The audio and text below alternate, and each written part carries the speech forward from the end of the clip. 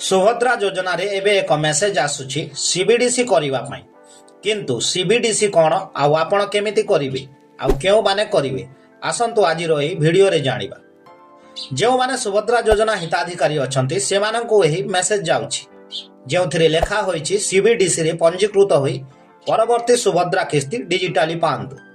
ताहेले एहारो माने कोन प्रथमे आमे जानिबा सीबीडीसी कोन आउ एहा केमिति रजिस्ट्रेशन करा जाय आउ करिबा बाध्यतामूलक ना नाही। कौन यह समस्त सुभद्रा हिताधिकारी सीबीडीसी करिबा जरूरी ना नाही। प्रथमे तो आपण जानिछंती जे सुभद्रा योजना रे वर्ष को 10,000 मिलुछि जहा कि 5,000 करी दुईटी किस्ती सरकार हिताधिकारी को प्रदान करुछंती किंतु वर्तमान सुधा तृतीय किस्ती मिली सारिछि। एबे केवल चतुर्थ किस्ती आसीबार बाकी रहिछि। एहा पूर्वरु सरकार एक मेसेज देइछंती जहा कि सीबीडीसी मेसेज किंतु समस्तंक मनरे गोटे प्रश्न जे ए सीबीडीसी कोन। एहार फुल फॉर्म हेउची central bank of digital currency जहा को हमें डिजिटली रुपे बोली मध्य कहि परिबा। एहा को एक वॉलेट भली होई थाय जहा को आपण खर्च तो करि परिबे किंतु निज अकाउंट रो टंका काढी परिबे नाही।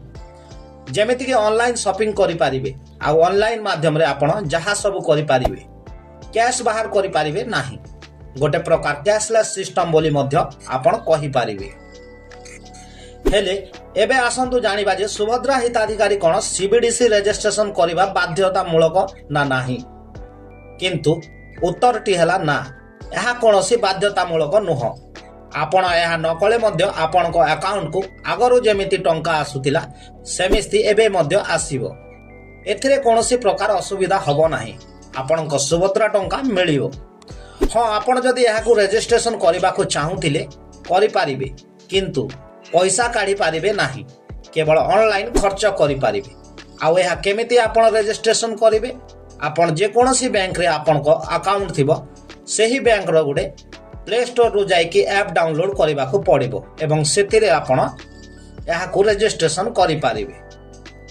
माने मोटा मोटी भाव में बुझी जातु कि आपण सीबीडीसी कले मध्य पैसा पाइबे आउ न कले मध्य पैसा पाइबे।